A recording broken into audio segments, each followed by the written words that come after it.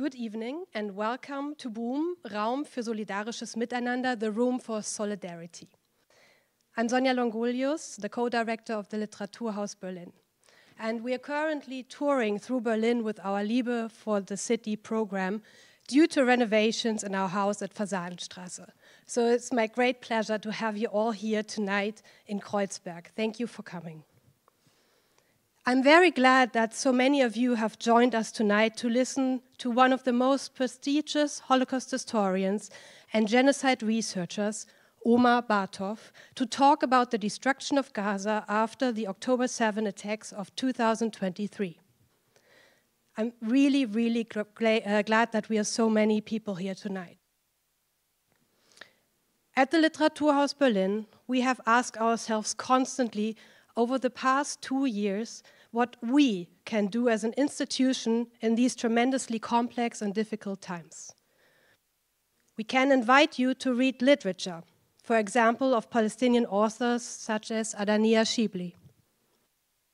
We can offer room for thought and debate, for example, in our series Time for Gaza, which will continue at the beginning of December. And we can invite critical thinkers such as tonight's guest, Omer Bartov.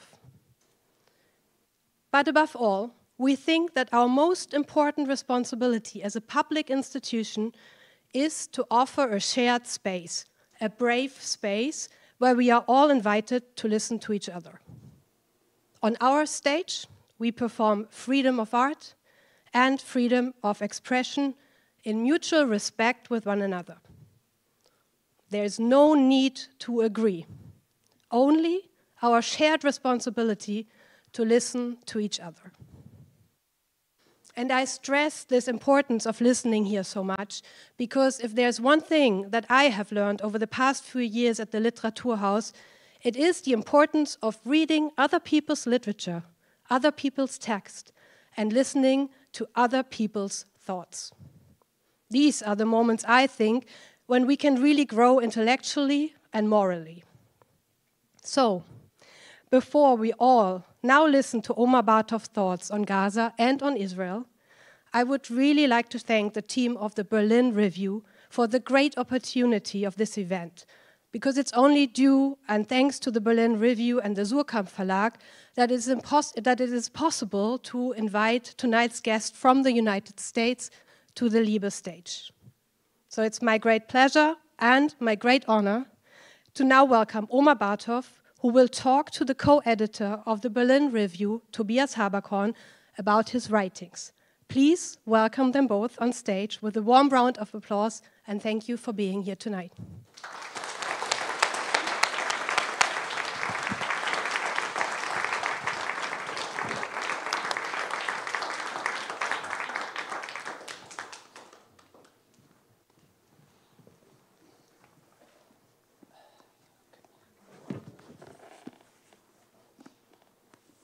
Books, huh?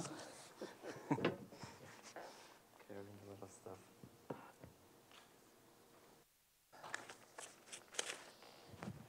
So, danke.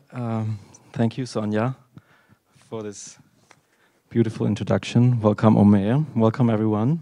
Thanks for turning out on this rainy and windy Sunday night. Yeah, my name is Tobias Haberkorn. I'm the editor of Berlin Review, as was already mentioned. And for those of you who may not know us, we are a relatively new, small magazine for book reviews, intellectual debate, and political commentary. We launched in February 2024 and inevitably became a platform for voices on what was going on in Israel, in Gaza, and how it affected Germany over the course of the last 1.5 years. And with me is Omer Bartov, very proud. Omer has been on a tour in Germany since for a week now. He spoke in Frankfurt, he spoke at a round table on genocide at Humboldt University. We had another event with a Palestinian human rights lawyer Thursday night in Hau. And then he was in Hamburg for a workshop and a talk, and tonight we will speak a bit more about his work as an historian, but also, of course, discuss some of the questions that relate to the news of the day. Omer is a professor at Brown University in the United States of Holocaust and Genocide Studies. Omer was born in Israel in 1954 to parents who I think we can say were proudly Zionist, and that's also part of your history, and we can talk about that later. And he did his military service during the Yom Kippur War in 1973 and had some shelling experience firsthand in the trenches near the Golan Heights, you told me. And maybe also because of that, he first became a military historian. And he made his name in the field of history in the 1980s and 90s, where he was very important specialist for the military history of the Second World War and the Wehrmacht, and did his part to debunk the myth of the moral purity of the Wehrmacht. Because the ordinary soldiers in the ordinary German army was way more implicated in war crimes and genocidal action than was many Germans wanted to believe at the time. So Omer has an extremely important bibliography of published books, which I will not recite. The two most recent ones that were published at Surkamp are a study on the hometown of his mother's family. His mother was born in Galicia in a town named Buchac, and Omer wrote a sort of social history of how it was possible that people who had cohabitated for centuries suddenly set out to deport or even in some cases slaughter their neighbors because they were Jewish. So this is a very important book, and another one he published recently, and that's reflective of your most recent turn in your work with Surkamp Verlag, Genozid, Holocaust und Israel-Palästina. So for a couple of years now, you've been concerned with the history of Israel and Palestine. And of course, a lot of news happened about Gaza since you landed in Germany, so the entire past week was quite intense. The ceasefire seems to hold. The IDF seems to withdraw to the demarcation line. And my first question to you to set out is, what does the historian maybe see today in the current situation that the political observers and human rights activists maybe do not see? Thank you, and first of all, thank you all for being here. Thank you for hosting this event, and thank you, Tobias has been hosting me in more than one event, so I'm very grateful for this, for your own participation in this. It's an honor. Yeah, you know, it's a good question. We obviously don't know where this is heading. We do know that most of the people involved in this particular plan are not really good faith actors. President Trump is not necessarily particularly concerned with the fate of Palestinians.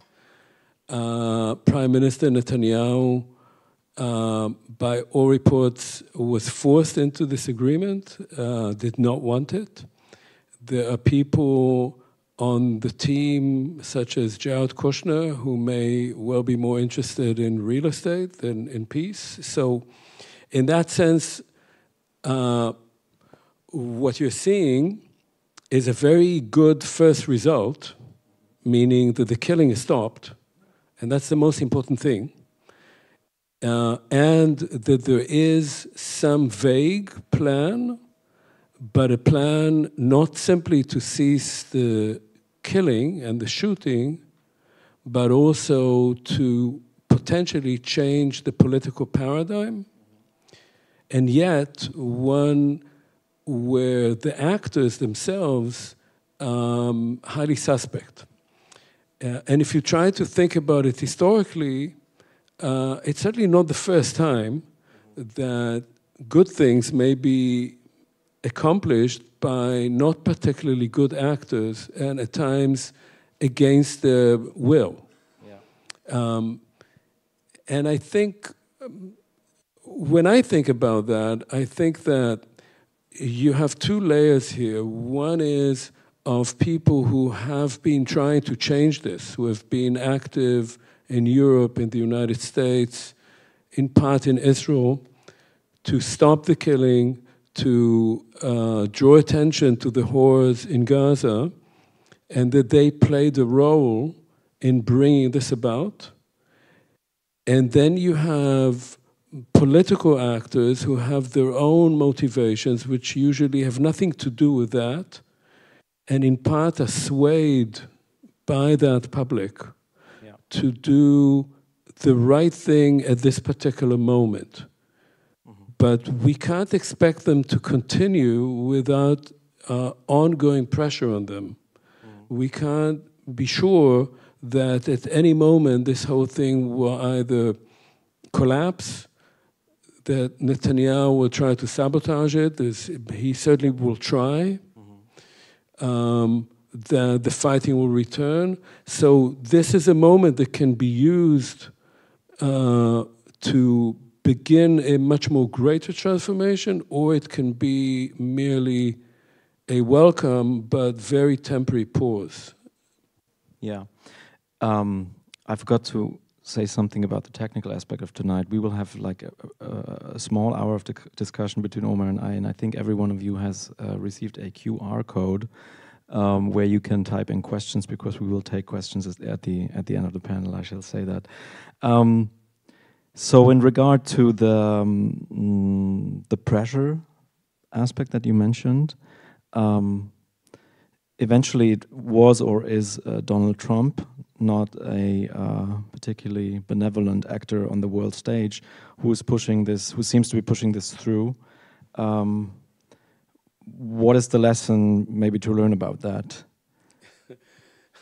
Well, you know, I have been living in the United States for a long time.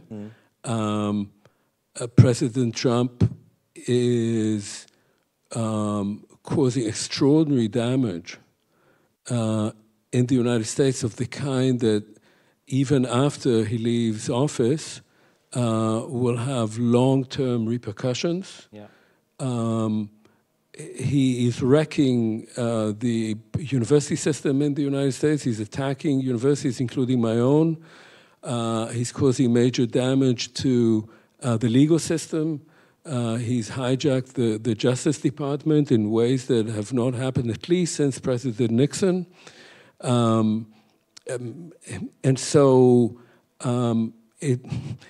the irony here is that someone of his character, which in many ways is this sort of mafioso type of politics, can become, at a particular moment, in a particular region, very effective, and more effective than the kinds of people who have been American presidents who could never quite put their foot down to get it right. Yeah. Now, again, he has a very short attention span, so we don't know whether he will continue this. He may just forget about it. After all, only a few months ago, he met with Netanyahu and said, well, we have to remove the population of Gaza entirely so we can rebuild it, and maybe they'll be able to come back or not. So he basically licensed ethnic cleansing, which was picked up by the Israeli government and its supporters in Israel right away. Yeah. And now he's talking in very different terms. So it is a lesson that you can have someone like Trump who, because of his nature, can come to Netanyahu and tell him what President Biden could have told him in November or December 2023 and did not. That is, you have to stop this in the next 2 weeks, and if you don't, you're on your own. Meaning you will have no more arms, you will have no more economic support, and most importantly, you will not have the US veto power in the Security Council. Yeah. He could have done that, and he could have stopped it, and he didn't. And Trump because of his nature, because Netanyahu knows that, could come to Netanyahu and said, obviously that's what he did. You have to stop now. Yeah, and speaking of that, you've been writing for the New York Times and all the many important English-speaking outlets, I believe since November 23, on the question of whether or not this is a genocide that is preparing or maybe already happening in Gaza. And then you came to the conclusion, I believe, in May 24, when there was the attack and when the IDF was moving into Rafah, where hundreds of thousands of Gazans at this point were taking shelter and being displaced. And now we're 1.5 years after that offensive. So you've been claiming and saying that this is, in your judgment as a historian and as an expert, a genocide for 1.5 years now. And this debate, of course, is extremely heated everywhere, but especially here. And as late as early September, very important commentator, staff writer of the Süddeutsche Zeitung, his name is Ronen Steinke, and he's a man who speaks with some authority. He's a great expert on anti-Semitism in Germany, published several books. He's German-Jewish. He's also an international, he has a PhD in international law, I think. And he concluded his article that, you know, there's this uncertainty about the eventual judgment of the International Court of Justice, who will then one day decide whether this was a genocide. And he concluded that those activists who think that you should use the term, if only to put maximum pressure for the killing to stop, that's how activists speak, but that should not be how journalists or scientists speak. What would you respond to him? Well, look, I mean, the man, as you say, is an expert, and he's definitely entitled to his opinion. That's you have to understand, the ICJ, whatever it will rule, could take another year or two. The Genocide Convention is called the Convention on the Prevention and Punishment of the Crime of Genocide. And all state signatories, including Germany, Israel, and the United States, when they signed that, what they committed themselves to do is that if they see a threat of genocide, or they see genocide unfolding, they do not have to wait for the ICJ, which obviously will rule only after everything happened. They have to act right away. In fact, the Genocide Convention is a very peculiar legal part of the international law, because it, first of all, is about protection of groups and not of individuals. And the whole drift of international law after World War II was about protection of individuals, partly because of the experience with Nazi Germany in the interwar period. The Nazi Germany said they wanted to protect ethnic Germans in other countries, and that gave it license to go and invade other countries. And therefore, there was a reluctance to continue with the protection of groups. But Raphael Lemkin, who had come up with the concept of genocide in the 1930s, thinking about the genocide of the Armenians, claimed and persuaded eventually the international community that that attempt to destroy a particular group as such is something that has to be legislated in international, as an international convention. It's also peculiar, this convention, in that it allows states to interfere in the affairs of other states, of sovereign states, because genocide does not have to happen in an international war. It can happen within your own country. That is what most countries do not want to accept, that another country could become involved in their affairs because it is killing members of its own population. And in fact, President Putin used that very idea to try and justify his invasion, completely illegal invasion, of Ukraine by saying, well, the Ukrainians were committing genocide against ethnic Russians in Ukraine. And yet the convention allows for intervention of states in the affairs of other states if they are committing such a crime. So if you wait for the ICJ, or as President Macron said, he had another version of saying that, let's wait for the historians to judge, you're basically reneging on your own responsibility, whether as a politician or as someone, if this particular individual has a public voice, on drawing attention to the responsibility of countries to act. Acting only after the event, and the most that you can do is to punish the culprits. But the event itself will happen. So I don't think it's a matter of activists. And I have to say that when I wrote that what I understood was genocide, that what I understood was that Israel was carrying out genocide in Gaza, I wrote that in August of 2024. At the time, this was a disputed opinion. There were those who agreed and those who did not agree. By the end of 2024, this was becoming a consensus among genocide scholars and experts in international law. By now, it's very hard. You found one, but it's very hard to find experts in genocide and international law who would make that statement. Yeah. And in terms of the history of the term genocide, there's also those who say war crimes, yes, crimes against humanity, yes. Those are two legal concepts that are older than the concept of genocide. The concept of war crimes was even formed and coded before the First World War in the Geneva Convention. And crimes against humanity, meaning mass killings of civilians outside the context of war, was a concept that was very important and was first codified legally in the charter of the Nuremberg trials. But genocide, although the concept was laid out by Lemkin in 1944, was not part of the Nuremberg trials, and in fact has an interesting legal history since, because it was only used in cases against either states or individuals after the fall of the Soviet Union in the 1990s. Can you speak a little bit about maybe the reasons why genocide was not part of Nuremberg and how this notion evolved up to this day?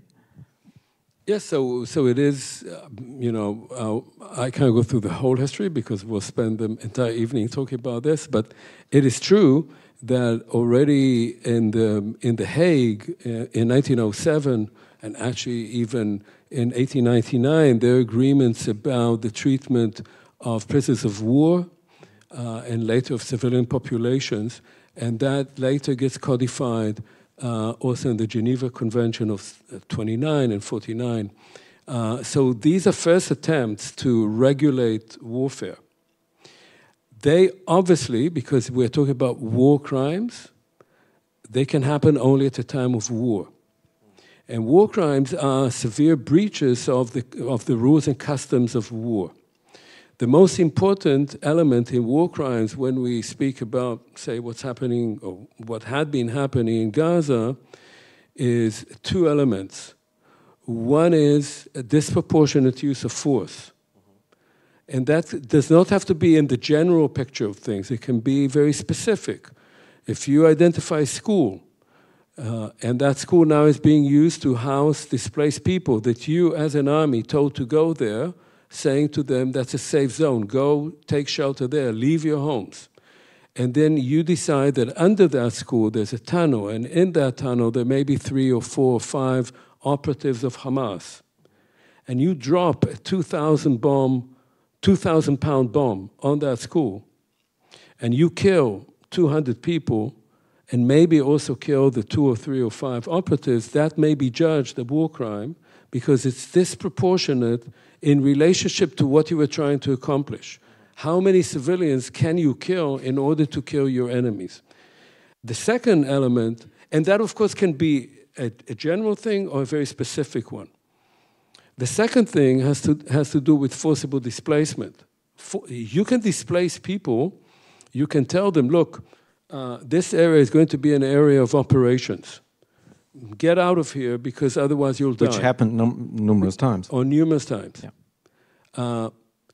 And then after you displace them, say to Rafah, where by May of 2024 there were 1 million people, so half of the population of Gaza was concentrated in the southernmost city of Rafah on the Egyptian border. Once you displace them, you can also blow their homes up, which is also what happened. To the extent that in May 2025, Prime Minister Netanyahu said at a meeting of the Security Committee, we have destroyed their homes, we have moved them to the south, they cannot go back because they have no homes. Our only problem is to find states that will take them in. That is a war crime. That is that you displace people forcibly with the intent not of protecting them, but of taking over their homes and territory and destroying it. So that's war crimes. And war crimes are codified in international law, international humanitarian law. Crimes against humanity was, as you said, part of the Nuremberg Charter. Yeah. It's changed since, in the sense that in Nuremberg, crimes against humanity could be applied also only under the general heading of crimes against the peace, or if you like, war of aggression, which is illegal. So that, for instance, what the German government did to its own Jewish population in the 1930s, say Kristallnacht, could not be adjudicated by Nuremberg. You had to wait for the moment at which Germany attacked Poland in an illegal war. Everything that happened before was not counted, could not be adjudicated. And this was for the reason the states don't like being judged for what they do to their own populations, as I explained before. Now, since then, this has changed. And now, crimes against humanity can be adjudicated even at time of peace. It does not have to be during a time of war. But what you don't need for crimes against humanity is intent.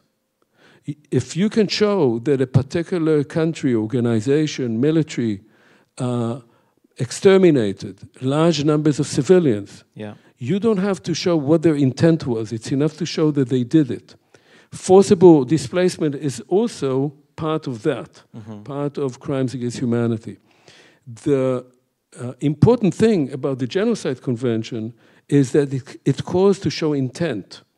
And the intent is to destroy a particular group, an ethnic or national or religious or racial group, in whole or in part as such. So you're not killing people because you either want to kill people or you don't care about killing people, discriminately or not. You are killing people or doing other things in order to destroy the group as a group. And you don't have to kill all of them for that. There are other ways that you can destroy a group as a group. And what is important here is that this is a convention. Crimes against humanity, there is no convention on crimes against humanity. And I'll explain one last thing. If you come to the conclusion that a particular country or organization is engaged in genocide, then war crimes and crimes against humanity, if they are under the overall heading of genocide, can become genocidal crimes. That is, if you commit war crimes, but you are committing them under the general intent of destroying that group as a group, then they become part of genocide as well. Now, you are asking what happened in Nuremberg. In Nuremberg, the term genocide shows up a couple of times in the trials. But there was no convention yet. The convention was agreed on, was adopted by the UN only in 1948, and came into force only in 1951 when there was a sufficient number of signatory states. So it could not be used as part of the general indictment in Nuremberg. Germany adopted that convention in the early 50s included then, I think in 1954, in its own legal system, the notion of genocide. However, the Auschwitz-Prozesse that happened in the 1960s, when several individuals were tried and convicted, they were convicted for murder. They were not convicted for genocide. And the first time we see genocide actually showing up in convictions is in the 1990s, I think, in front of the international courts that were created to judge the crimes in Rwanda and later in Bosnia, Serbia, and the Srebrenica massacre. So what happens at that time, and why is it so important that genocide became that legal concept? And then maybe also something that's not much talked about. There were some convictions for genocide against Serbian generals, for example, but Serbia as a state was not convicted. So to this day, no state has ever been convicted in its entirety to have committed a genocide. So there are two elements here that you talked about. They're related, but they're not the same. Germany, as a signatory of the Genocide Convention, had an obligation to include genocide also in its national law. That's part of the obligation of becoming a signatory. And so all countries that signed the Genocide Convention, including Israel, then passed their own laws on genocide, right? But Germany refused to use that ex post facto. So German jurists in the 1950s and onward, when they were trying former Nazis, decided that they cannot use their own law on genocide because that law was passed after those crimes were committed. And that created all kinds of very strange situations. I write about it a bit in this book, whereby you could only convict people of murder, of first-degree murder, if you showed that they had subjective motivation, according to the German criminal law of 1890. That meant that when you were trying people, say, for the Auschwitz trial, but there were many, many other trials, the result of that was that if somebody organized, if somebody, say, as I write about them here, one individual was head of the Außenstelle of the Sicherheitspolizei for that town, and he arranged the killing of 60,000 people, you had to show that he individually killed someone. And if you could not show that, he died in his bed, which he did. You had to show that there was a killing by someone of another person, and you had sufficient evidence that he pulled out his gun and shot somebody in the head. And so that created a particular understanding of the Holocaust, which was that it was carried out by people who had all kind of sadistic motivations, base motives. This is what the law asked for, the criminal law, a sexual lust or lust for property, or something that was defined by German courts as anti-Semitism. But if you asked a former German perpetrator, were you motivated by anti-Semitism, it was unlikely that he would say so, because his lawyer would say, if you say you were motivated by anti-Semitism, you could be found guilty. So in that sense, Germany made a choice. Not all countries made their choice. In fact, Israel passed a law on genocide after the establishment of the state, obviously. It was a law against Nazis and their collaborators, and it tried Adolf Eichmann on that law, but the law existed only after Adolf Eichmann already committed all those crimes and hanged him for that. So this was a legal choice in Germany, and that has to be understood. It was a choice made by people who, not surprisingly, themselves, judges and lawyers who were active in the Third Reich themselves. And usually the line that they used about in those trials was that although if they found somebody guilty, and as you know, very, very few people ended up in jail, and if they did for very short periods and 20 years after the events, it was a very, very delayed justice, the line was usually, at the same time, we would like to say that this individual was a victim of the circumstances of the time. This was the line that was repeatedly used in German trials. So that has to be factored in. Now, regarding genocide itself, the Genocide Convention is international law. International law is international. So it has to come into effect when there's a consensus, when states agree. If states don't agree, it doesn't happen. Between 1948 or 1951, of course, when it comes into force, and 1991, there is no international agreement because there's a Cold War. Yeah. So only after the Soviet Union falls, we are immediately blessed by two genocides, one in Bosnia, that begins in 1992, and one in Rwanda in 1994. There were genocides before, but these two genocides then can actually be adjudicated not by a permanent international tribunal that doesn't exist yet, but by the ICTY and ICTR, which now have been succeeded by the International Criminal Court. Yeah. That International Criminal Court that is created in 2002 deals with individuals, not with states. That's why there are now arrest warrants by the ICC, by the International Criminal Court, against Benjamin Netanyahu and Yoav Gallant, the former Minister of Defense.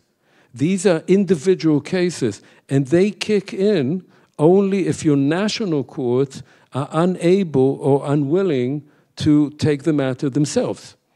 And then it goes up to international courts. States, and you're right, states have never been found, a state has never been found guilty of genocide within international courts, but for that, you have a different court. That's the International Court of Justice. And that, again, these courts are international courts. The ICJ has representatives of all regions of the world. That's the way they choose the justices. And up to this point, if Israel is found guilty of genocide, it will be the first time that it ever happened since the Genocide Convention was agreed on. So, of course, if we abstract from the military action on the ground and the incredible, unspeakable suffering, etc., we're also talking in terms of like a longer view we take on things. We speak about something that is extremely highly symbolic, and that's also why it's so charged. Because, of course, Israel is a country founded in 1948, and many say that had the Holocaust not happened and was it not known at that time how Jews were exterminated in Europe, probably the United Nations would not have come up with a petition plan and plan for statehood for Israel. So as the country of Holocaust survivors to some extent, Israel is now being tried and potentially could be the first country that is within the framework of international law convicted of genocide in whole. So this is extremely charged, and yeah, many people get mad about all sorts of equivalences that are being made. And you've always been very cautious about making too easy, let's say, equivalences or comparisons between Nazi crimes and other crimes. There's the long-winded and important substantial debate also to what extent the Holocaust is exceptional and different from other genocides. And now it seems that you've taken, well, you've taken your gloves off in a way, and you do make a number of comparisons. For example, on the psychological level, you've published last week, it was in Prospect magazine, we published the translation just yesterday, a long text on denialism, and you compare the psychology of today's Israelis who do not recognize or have a very hard time recognizing the IDF's actions on the ground. You make a comparison to the Germans in the 1980s and 90s who had to come to terms and yet fully understand that their army had committed a genocide. So do you want to talk about the denialism aspect? Maybe how you worked on that with regard to Germany in the 80s and 90s and how it translates into today? Sure. Look, you raise a lot of points. I will try to remember them all. One thing that is really important to understand, and we don't talk about it enough, is that there have been many genocides since 1945. Yeah. But this one in Gaza is the only time that a state that is allied with Western countries, with Germany, with Britain, with France, with Italy, with the Netherlands, and of course with the United States. States that were those that created the system of international law after the war in response to the crimes of the Nazis, the genocide of the Jews, and many other crimes that the Nazis committed. This was not the only one. States that have presented themselves consistently as the protectors of human rights and international law around the world, that see themselves as the representatives of the civilized world, that these states have not only allowed Israel impunity for 2 years to completely eradicate Gaza, but have facilitated it, have supplied it with arms, have supplied it with economic help, and have supplied it with diplomatic cover. This is actually unprecedented. This has never happened since 1945. There are other countries, terrible countries, that did terrible things, but they were not so directly linked with those Western countries. Okay, so to bring it home and to make it also local, this is so blatantly obvious, according to your judgment and the judgment of a high number of experts, as you referred. How do you explain yourself that the discourse in Germany, for example, has been so stale and so, I mean, Germany to this day is taking all sorts of precautions to avoid the strong language that Spain, Ireland, other countries are increasingly taking. How do you, what's your explanation for that? So I get to that, but I'll just respond to your previous question, which was about analogies. Yeah. So I have consistently said that I don't think that making analogies to the crimes of the Nazis, and particularly to the Holocaust, is a good thing. Because the Nazis always win out. Because when you compare anything horrible that has happened to the Holocaust comes on top. It was the largest genocide of the modern era. It covered a huge territory. It included millions of victims and hundreds of thousands of people engaged, numerous states engaged in various ways. So comparing other genocides to that, not that there's anything wrong with doing that, but you usually end up saying, well, it's not quite the Holocaust. And when you say that, it's like saying, well, it's only war crimes, or it's only crimes against humanity. None of these things should be justified by saying that it's not exactly the Holocaust. So I'm not in favor of making these analogies. You can, however, make other kinds of analogies, and I've made two of them, and they can be made in the case of Germany or in the case of many other countries that were engaged in genocide. One is how soldiers, and that's what I wrote about in summer of 2024, how soldiers explain to themselves what they're doing. And we have to know that genocide always happens, at least modern genocide, always happens in war or under the cover of war, and people carrying out genocide like wearing uniforms, having military hierarchy, and believing that they are conducting a war against enemies, that they're not just killing innocents. Because even the worst people would like to think that what they're doing is not murder, that it's something else. And I was interested in this question of how soldiers justify to themselves what they're doing. And in this case, I pointed out similarities between the way German soldiers with letters and communications and reports from the Eastern Front I investigated a long time ago, and reports that were coming out from Israel about how Israeli soldiers saw what they were doing. For instance, if you kill innocent civilians, you say, well, I may have killed them, but I'm not guilty of that. Hamas is guilty of that because they're using them as human shields. So if you shoot a child, it's not you. It's the people who use them, so to speak. It's also the idea that if you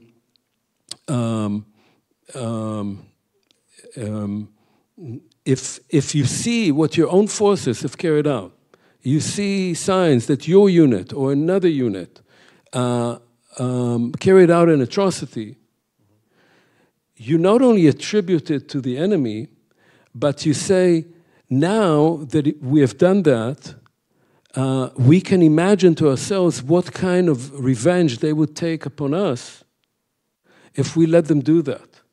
If we kill entire families and only children are left, what will these children do when they grow up? That gives you license to kill children. And I've seen that kind of evidence saying you have to kill those Palestinian children when they're small, because otherwise there will be supporters of Hamas. You mean statements or social media posts? Everywhere. Yeah. Yes, and talking heads on TV. On the Israeli media, on open Israeli media, which I've subjected myself to on a daily basis, just to follow up how people speak about that. Just an interest. Is this, for example, also evidence that will be gathered and will count in? Of course. In the rulings. Of course, it has been. Of course, it was already presented by South Africa. Philip Sands, who is a well-known lawyer. Professor of law, teaches at Cambridge University, wrote a beautiful book called East-West Street, which is about the tension between genocide and crimes against humanity. And he's one of the people most reluctant to call what's happening genocide. He said, every day that passes, and he said that a few months ago, the IDF is providing the International Court of Justice with more evidence to find it guilty of genocide. All of this is being collected, of course. That's part of it, right? The second analogy that I think you can make with Germany and with many other countries that I can think of, Poland comes to mind, is this notion of denial within the population. That is, that what happens is that people say, this is not happening, and if it is happening, then we are not at fault, and if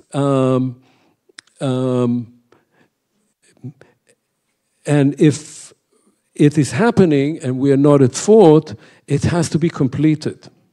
That is, that the thing that is not happening, that we are not responsible for, is something that we should complete so that it would never be remembered. And you find that kind of logic. For instance, when this city was being bombed in 1944, 1945, people said that this is Judenvergeltung. This is revenge by the Jews. Now, why would people have said that if at the same time they were saying, we don't know what happened to the Jews. They went to the East. Sie sind nach Osten geschickt. Well, how come? So this is this kind of denial that is affirmation at the same time and motivation. And that you find in many cases, and that is actually analogous. You can learn from that about how populations, they don't have to be evil, they don't have to be deeply indoctrinated, but they become complicit. And regimes, certainly the Nazi regime did that, but you have seen, and there's been writing about that in Israel, regimes try to make their own population complicit in what they're doing. They want to spread the guilt. So they both hide what is happening, they deny what is happening, and they tell it at the same time. So that nobody can say, I didn't know, even as they're denying it. This is very typical of a kind of genocidal discourse. And let me say one last thing before I forget on the sort of difference between different crimes.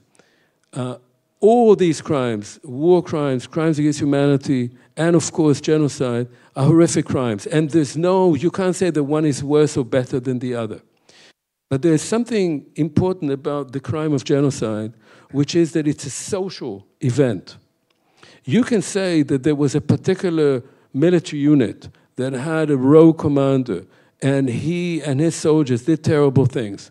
And you can catch them, you imprison them, put them on trial and say, this is terrible, what kind of military culture was created here, and so forth. But it's isolated. Genocide is a social condition. Everyone becomes complicit in genocide. When a state is committing genocide, everyone is complicit. Just think about what the Doctors Association is saying in Israel, what the Bar Association is saying in Israel, what presidents of universities are saying in Israel. All those people are saying nothing. Or all those people who say doctors who get Palestinian prisoners brought to them because their physical condition has greatly deteriorated, and they give them an aspirin and they tie them up and then they send them back to the torture facilities from which they came, completely against the physician's oath. All those people are made to be complicit in the system, which is why most societies in general get away with genocide. Nuremberg was about a few men. There were thousands and thousands of people, hundreds of thousands of people who should have been tried, but it was impossible. You can't do that.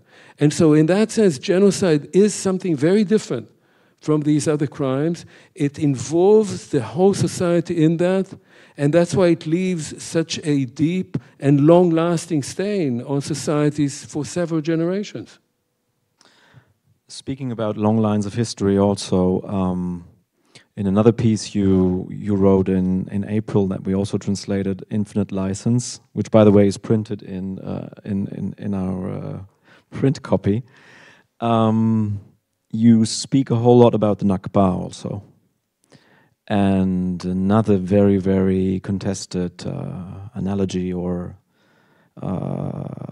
link, let's say, between the Holocaust of the Jews of Europe and the Nakba that happens in 1948-49 in Palestine, Israel.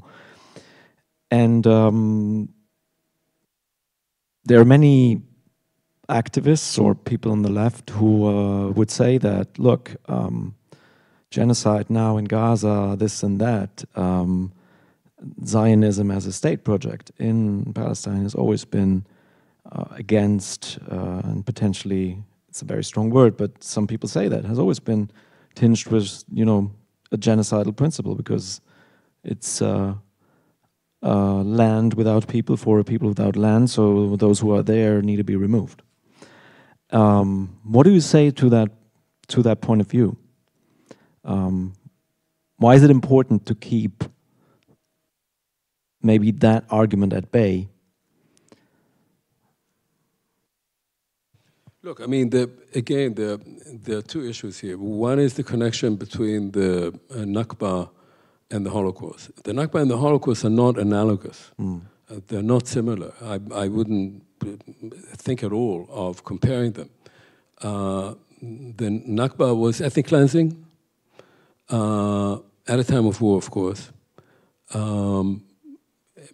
And the Holocaust we've spoken about.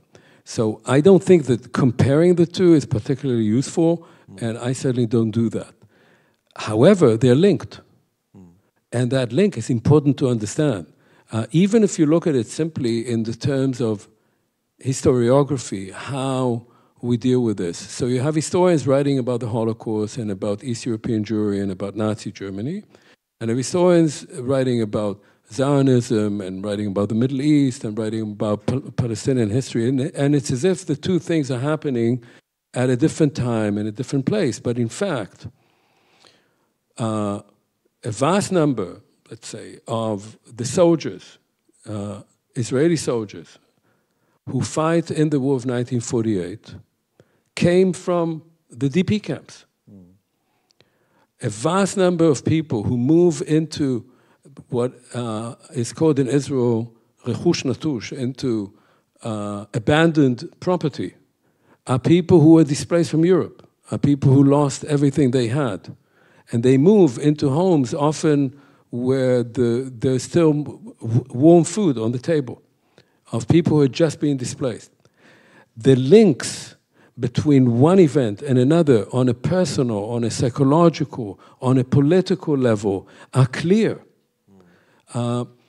And to separate the two and not understand that they are inextricably bound to each other is an artificial separation between the two events.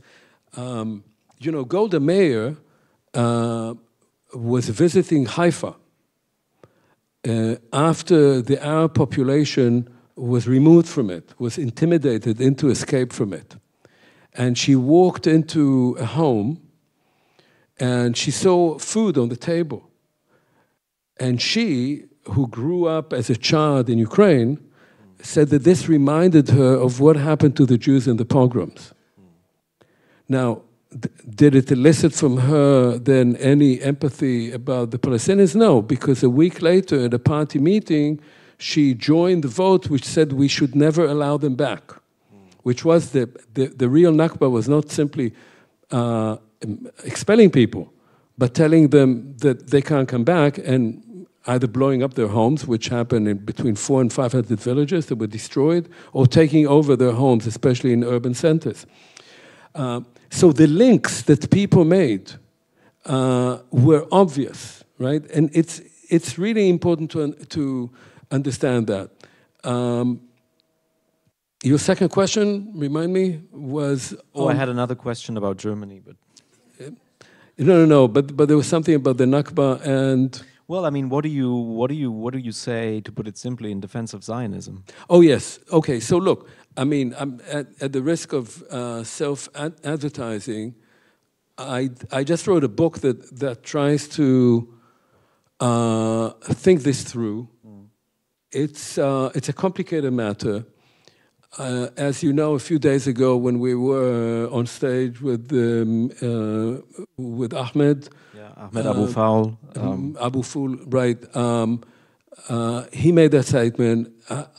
I don't think that you can boil down Zionism to saying it's a genocidal ideology. I don't agree with that. I also don't agree with the statement that Zionism is all about settler colonialism, that that's all it is about. And I don't agree with it because as a historian, I know that Zionism had many other faces. And to me, it's important to identify these, at least the two main aspects of Zionism. Zionism is born in the late 19th century out of the reality of Jewish life, particularly in Central, especially in Eastern Europe, of increasing persecution, increasing anti-Semitism, and increasing violence. And it's responding in large part to ethno-nationalism among groups that say, you guys don't belong here. The slogan in Poland in the 1930s is, go to Palestine. It's not because the Poles suddenly become Zionists, but because they don't want the Jews in their midst, and they say, go to where you came from. So that's where it is born. And the Jews respond in many different ways. Some become communists, some try to assimilate, some go to the United States, and some become Zionists. And Zionism becomes more powerful in the 1920s and 30s, in part because Jews have no other place to go to. And so in a sense, Zionism in its core, at its beginning, is a movement of emancipation, of liberation, and of appeal to humanitarianism.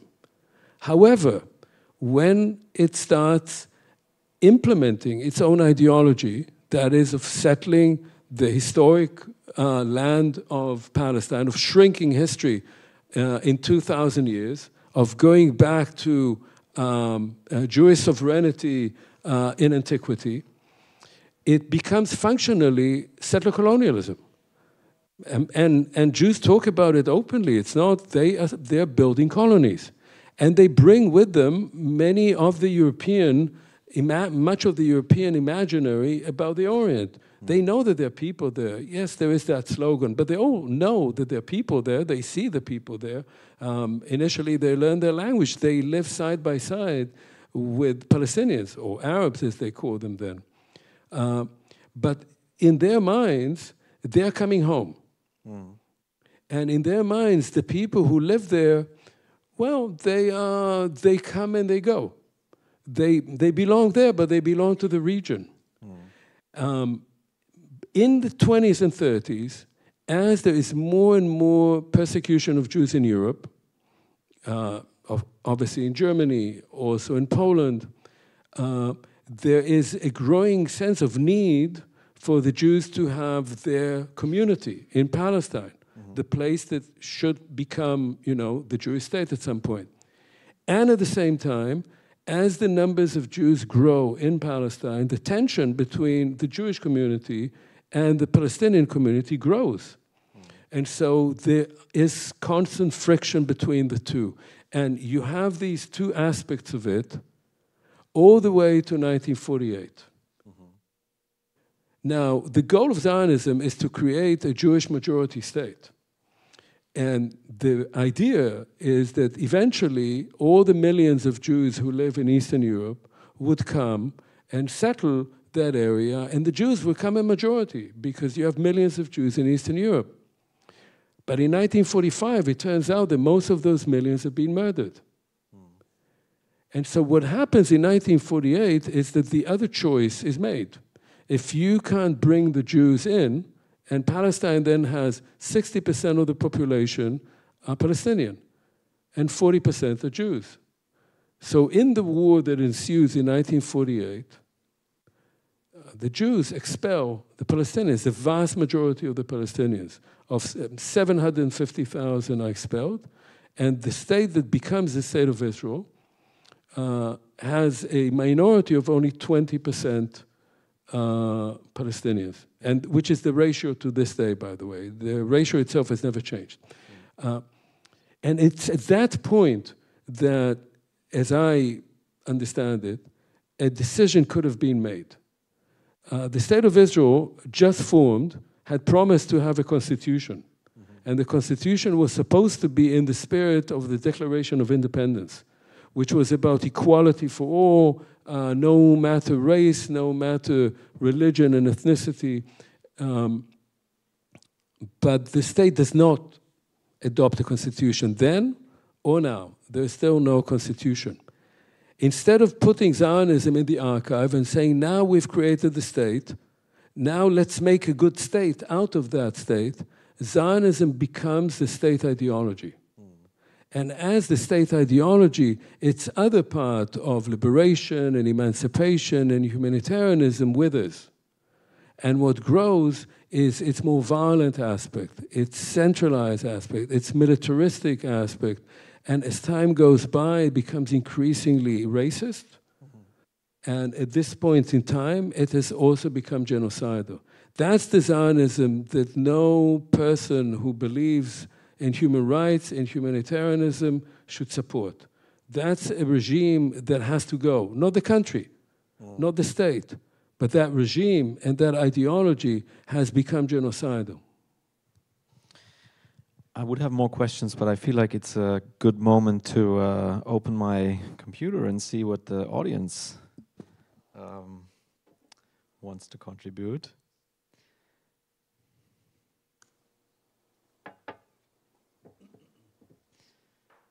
Okay, we have, doing this for the second time, we have a number of good questions, I think.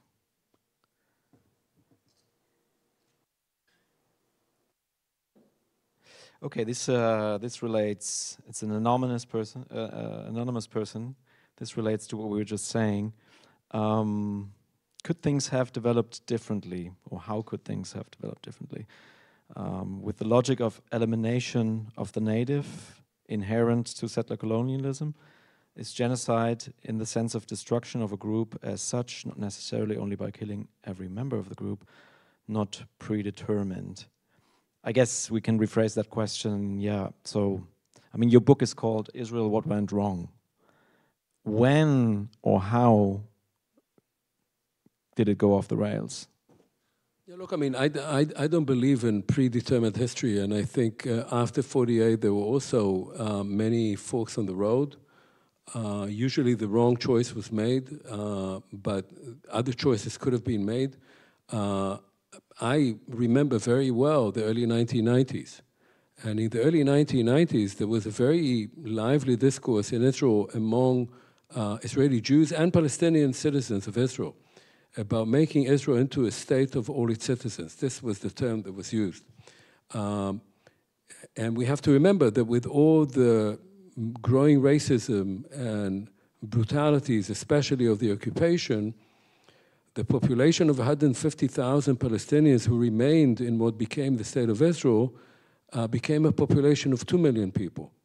And a population that, while it is not treated fairly by the state, and they're not co-equal citizens, as they by law should be, has also become in many ways integrated in Israeli society. You know, the joke in Israel is that if there was a strike by Palestinians, then the medical system would collapse because there's so many doctors and nurses and pharmacists who are Palestinian. And that's something that has happened only in the last few decades. So I think choices could have been made, but more importantly, I think choices can be made. I think that if we accept that logic, that, okay, Zionism is a settler colonial ideology, and its goal and ultimate purpose and inevitable end is genocide, that we're accepting the logic of the génocidaire. We are actually playing into the hands of the extremists. We have to say that this can be changed. In 1995, Rabin was assassinated. Now, Rabin was not a great humanitarian, he was a general and all that, but he, in the early 90s, reached the conclusion that the occupation should not continue. He thought that this was something that was ruining the state of Israel, that was deforming Zionism. And while the Oslo agreements had many problems that we can talk about, the goal was to stop what people like myself and a few teenagers already when we were in high school in the early 1970s said in our little slogans, there were about 5 of us, occupation corrupts. He understood by the 1990s, after the first Intifada, that occupation corrupts. It corrupted Israeli society, but it can be changed.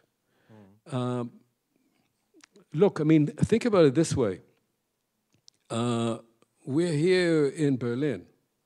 Berlin was one great big pile of ruins in 1945. There was nothing standing, right? Germany had been under a genocidal regime which a majority of Germans at some point embraced for 12 years. Nobody would have thought that that society could be healed. It seemed like a fantasy. How would it be possible? And it was.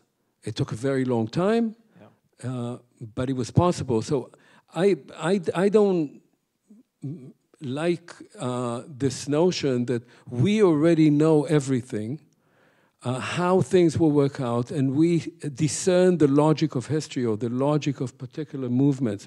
That's a kind of either communist or fascist thinking that you already know where things are going. We don't. We can actually influence them. We can change the course of history, but we have to believe in that potential. And if we don't, then, well, we will become subjected to the logic that we agreed to accept. Yeah. Speaking of Germany, there's a question posed by Rebecca that relates to something I also wanted to ask. it seems to be the case that apart from the United States, no country has actual leverage on the Netanyahu government. Do you agree with that? And what could Germany do? No, I don't agree at all. And this sort of relates to a question that you asked earlier, and I didn't respond to. That is, why was Israel allowed to get away with what it was doing for 2 years? There were many people in Israel who, including myself, who said years ago that under certain circumstances, if there were a trigger, something we didn't imagine October 7th, but some kind of trigger, certain powers would be unleashed in Israel that would try to carry out ethnic cleansing of Palestinians. This was sort of spoken about. And the question was, how long would Israel have to do that? And the assumption, even by the far right in Israel, was maybe a few weeks. So the whole idea was it would have to be done very quickly and very violently because the international community, so-called international community, would kick in. And it didn't kick in for 2 years. And when it kicked in, it was Trump who kicked in, who, as I said before, has all kinds of other motivations. It's certainly not lives of Palestinians that matter to him a great deal.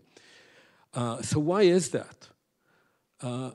First of all, Israel can be very easily influenced. That's what I found so frustrating. This is not like the Russian invasion of Ukraine. The Russian invasion of Ukraine is more difficult to stop because Russia is not being supplied with American arms. It's not being supported economically, well, a little bit by Europeans buying some of its oil and gas, but mostly it can survive. It has huge resources, huge land. Israel is a small country which is totally dependent on arms supplies.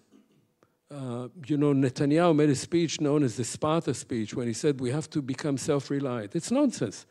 Israel can't be self-reliant in terms of its own military supplies. It needs those military supplies.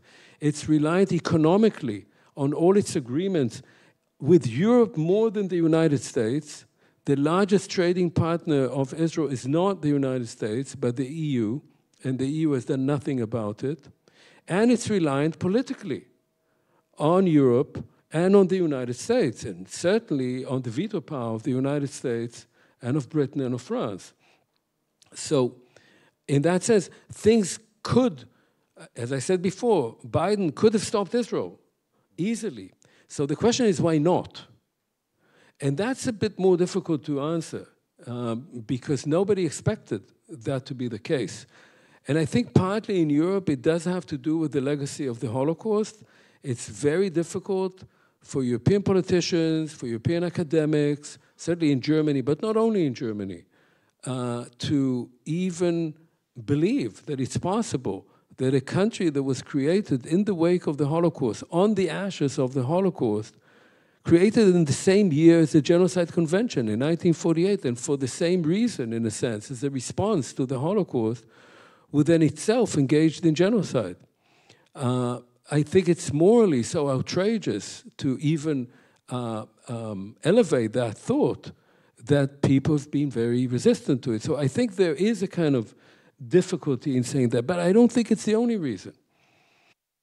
I think another reason is what Chancellor Merz sort of said in passing when he said the Israelis are doing the dirty work for us. So what on earth did he mean by that? The Israelis are doing the dirty work for us. And he didn't mean just Iran. He meant much more than that. So first of all, he was using an anti-Semitic phrase that he seems not to have been aware of, because if you say the Jews are doing the dirty work for us, that has a history. But what he meant was something else. What he meant was that the Israelis were working against Arabs and Muslims, against people who, large sectors of the population in Germany, in France, in Italy, and in Britain, countries where now the far right is rising, see as outsiders. And the Israelis are showing us the way. How do you deal with those people? Maybe not so brutally, maybe they're exaggerating, but nonetheless, they're doing some of the work for us. So there is an appeal in sectors of these populations of Western Europe, and of course in the United States, that think, that sounds like something. And the third thing I would say is that Israel has become, although it is a small country, it has become so inextricably connected to technologies of warfare. We know that there are countries that are both banning the sale of arms to Israel and buying arms from Israel, buying technology from Israel, because they think now they need anti-missile missiles, interceptors because of Russia. Israel has managed to become so much part of this incredibly profitable sector of the military-industrial complex at universities, with AI, with whatever comes to mind, that it's actually not in the interest of many people who have an influence of politics, meaning money, to divorce themselves from Israel. And I think that, too, is an issue that has to be addressed and is not being covered enough by the media or by people who should expose it much more to the public. I think we take one more question, and there are many questions, but I think also some of them we have already covered. Here's one that I like because it relates to your personal work situation in a way. A lot is made of the advantage of hindsight for a historian. So of course, you know, judging events that go back decades, and you go to the archive and you take your time and you work through the material. So this is not what you can do during a quote-unquote live-streamed genocide. How has this different media situation, media consumption, changed your work or affected your work as a historian? Yeah, I mean, that's a good question. You know, so this sort of usual thing that people say, that historians are much better about predicting the past than predicting the future, and at the same time, as Benedetto Croce said, you know, all history is contemporary history, so whatever we write about the past, we write from the present, so we're always in the present. We always understand the past through what we see and what we know. But I think that there's a point, at least I feel that quite strongly, and this is not the first point in time, where people who have accumulated some knowledge and maybe some authority and some analytical ability cannot just sit back and say, well, we'll write about this 5 years from now when we have enough perspective. Yes, maybe we will write about it in 5 years when we have enough perspective, but then we'll also have to write that while it was happening, we were saying nothing.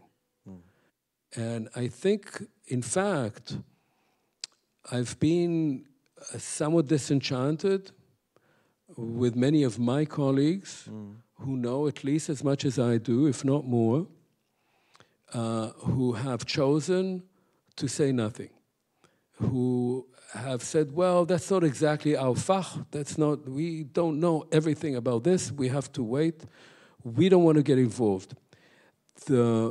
Historically, academics and intellectuals in the 19th and 20th century have been cowards. And I'm part of that profession. They have betrayed the truth often. They have been, as we know, in Germany, they were quite quickly gleichgeschaltet. And I'm not thinking of myself as being particularly brave. I have colleagues in Israel, a few who are under much more risk and tension than I am, who have spoken out. But I wonder about colleagues in Germany, in Britain, in the United States, who won't say a word. And I'll just say, you know the story. I was on the editorial board of Yad Vashem Studies. And the editorial board is made up of people who don't get paid for this. They just volunteer. And most of them are foreigners, not Israelis. And last summer, at a meeting, I said, look, we have to say something. We are on the editorial board of a journal published by Yad Vashem, which speaks about never again. And we are saying nothing about what's going on. We have to make some kind of statement. And my colleagues who were German, French, British, American, and Israeli said nothing. And I resigned because I felt that I could not continue with the silence. And what we've seen, the majority of historians writing about the Holocaust and the majority of institutions, museums, archives, dedicated to commemorating the Holocaust, to the culture of remembrance that was created in Germany, created in Israel, created in the United States, that was supposed to be not just about the Holocaust, but about no more inhumanity, about the never again was not never again the Holocaust, because the Holocaust happened already. It was never again anything like that. That those institutions have said nothing is, to me, it's not just a personal thing. I think that it'll be very hard to justify the continuity of these institutions after they were silent in the face of what the state of Israel was doing. Thank you, Omer. I think this is a good place to end.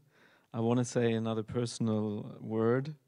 So Omer, we've listened to him and he's extremely competent, but I shall say he's also a very nice person, a very nice fellow. And ever since I first contacted you and asked you if you were allowed to translate your work, you said yes. And it's been yes ever since. I asked you, do you want to come to Berlin? And you said, of course I want to. I just have to teach on Wednesdays. So can we do it between a Thursday and a Tuesday? And that, I mean, you missed your class last Wednesday because it turned out there was such high demand for you. And we organized, the talks that I mentioned before. So you've had a long week. This was your last talk. You have a day off tomorrow, and then you fly back to teach. So I want to say thank you with all my heart. I mean, translating your work, publishing it, now hosting you has been an honor, and you've been a guiding light, I think, to many of us in the past 2 years. And I think, you're very brave and extremely composed and very bright and brilliant, and we admire you. And I think that deserves a warm round of applause. And whoever wants to stick out, I mean, Sonja mentioned we want to be a space for conversation. I think there will be possibilities to chat. But now that will be it from the stage. And please, a warm applause for Omer. Thank you very much.